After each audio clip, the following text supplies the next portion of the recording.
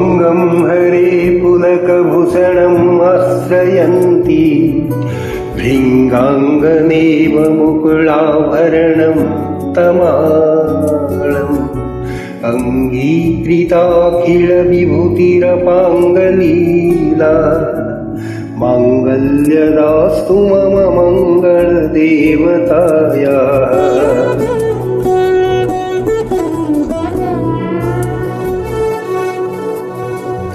ऊर्ध्वामुर्विदधति वदने मुरारे प्रेमत्रपा प्रणिहितानि गतागतानि मालादृशो मधुकरीव महोत्पलेया सा मे श्रियं दिशतु सागरसम्भवाया।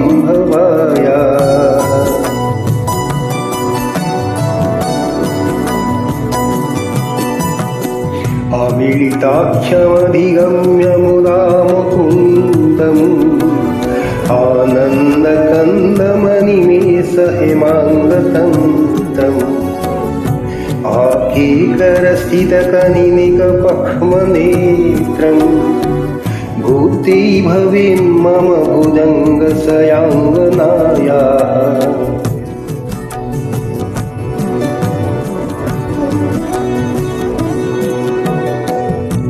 बाह्यन्तरे मधुजितः स्मितकौस्तुभेया हारावळीव हरिनीलमयी विभाति कामप्रदा भगवतोऽपि कटाक्षमाणा कल्याणमा बहुते मे कमलालयायाः।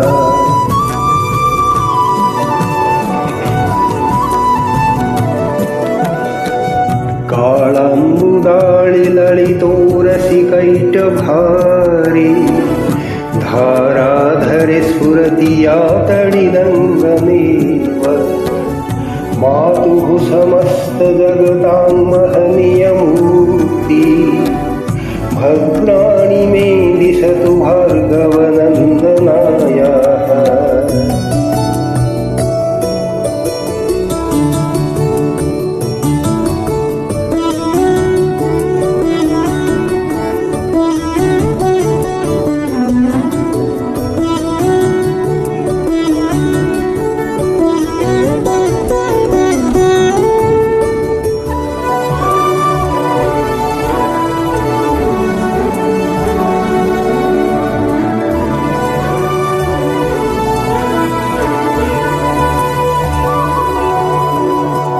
प्राप्तं पदं प्रथमतः खलु यत्प्रभावान् माङ्गल्यभाजि मधुमाथिनि मन्मथेन मर्यापते तदिह मन्थरमिच्छाद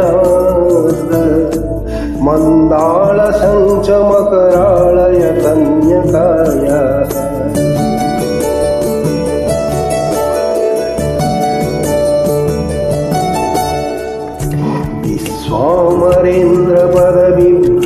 स्वामरेन्द्रपदविभ्रमदानदक्षम् आनन्दहेतुराधिकं मधुविद्विषोऽपि ईशानिषीदतु मयि क्षणमिक्षणार्णम् इन्दीवरोदरसहोदरम् इन्दिरायाः।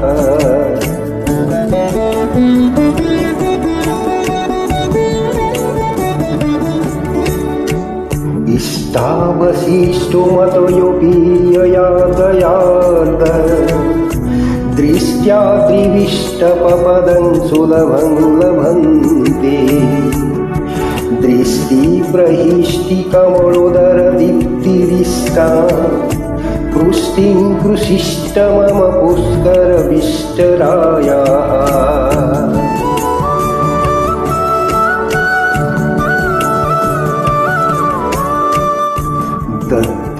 दद्यादयानुपवनं द्रविणम्बुधारा अस्मिन् किञ्चन विहङ्गशिशौ विषन्मे दुष्कर्म घर्म अपनीयचिराय दूरम् नारायण प्रणयिनी नयनाम्बुवाः।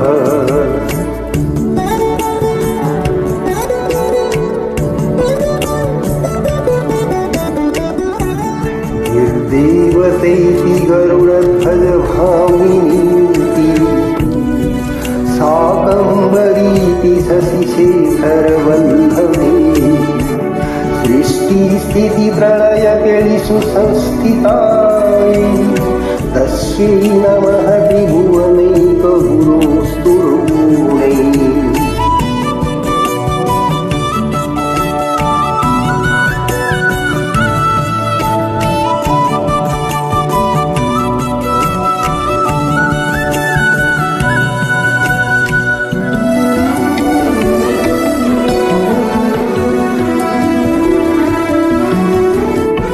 श्रुत्यै नमोऽस्तु शुभकर्मफलप्रसूते रत्यै नमोऽस्तु रमणीयगुणार्णवायै शक्त्यै नमोऽस्तु शतपत्रनिकेतनायै पुष्ट्यै नमोऽस्तु पुरुषोत्तमवल्लभायै।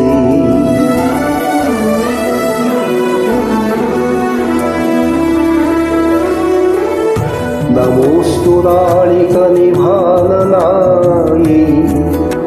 नमोऽस्तु दुग्धदधिजन्मभूते नमोऽस्तु सोमामृतसुधरायै नमोऽस्तु नारायणवल्लभायै।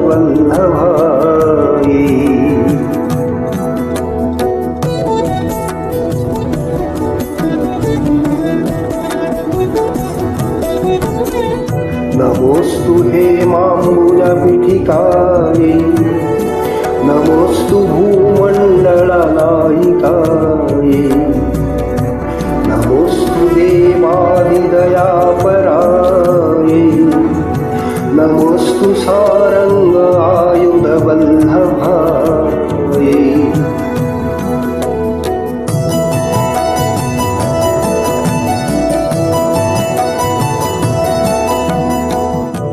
नमोऽस्तु देवैन्द्रियुनन्दनायै नमोऽस्तु विष्णुरूरसि संस्थितायै नमोऽस्तु लक्ष्मीकमलालयायै नमोऽस्तु दामोदरवल्लभायै।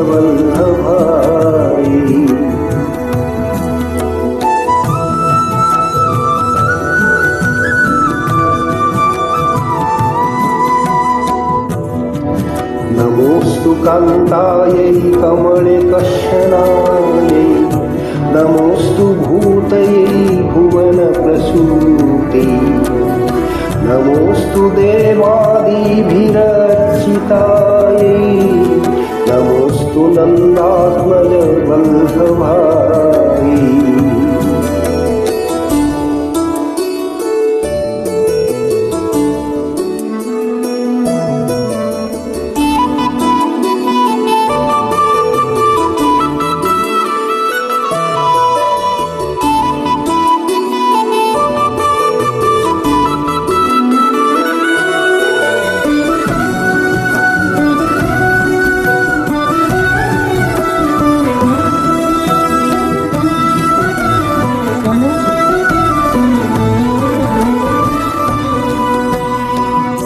संपत्कराणि सकलेन्द्रियनन्दनानि साम्राज्यदानविभवानि सुरोरुहाक्षि त्वद्वन्दनानि दुरितहरणोद्यतानि मामेव मातरङ्गिशं कलयन्तु मन्ये।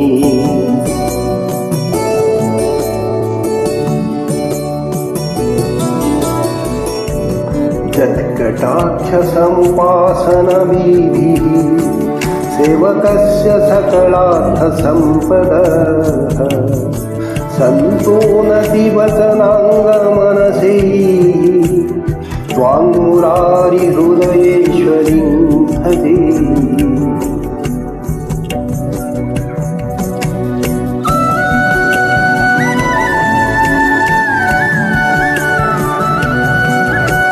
सरसीजनिलये सरोजहस्ते धवलतमांशुकगन्धमाल्यशोभि भगवति हरिवल्लभे मनोज्ञे त्रिभुवनभूतिकरि प्रसीदमह्यम्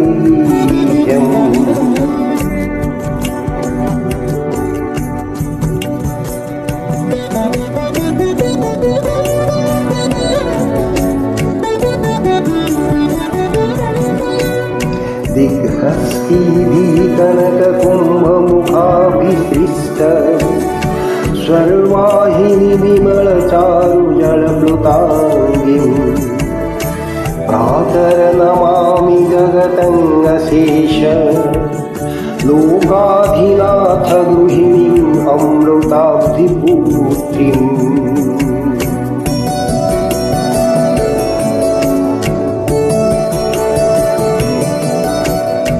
कमले कमलाख्यवल्लभे त्वं करुणापुरितरङ्गितैरपाङ्गैः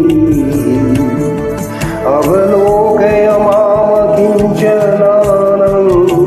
प्रथमपात्रमङ्गकृत्रिमं दयाया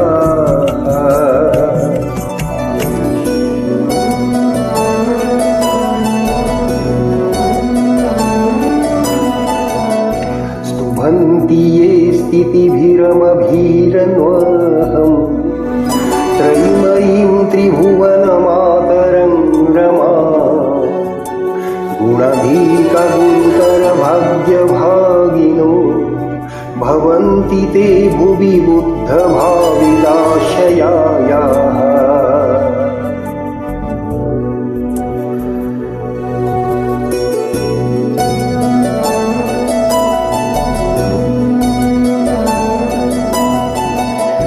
सरसीजनिलये सरोजहस्ते धवलतमांसुकगन्धमल्लसूरे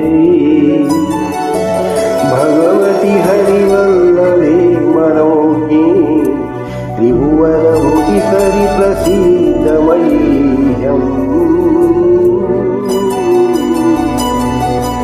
ॐ श्रीं महालक्ष्मीदेव्यै नमः।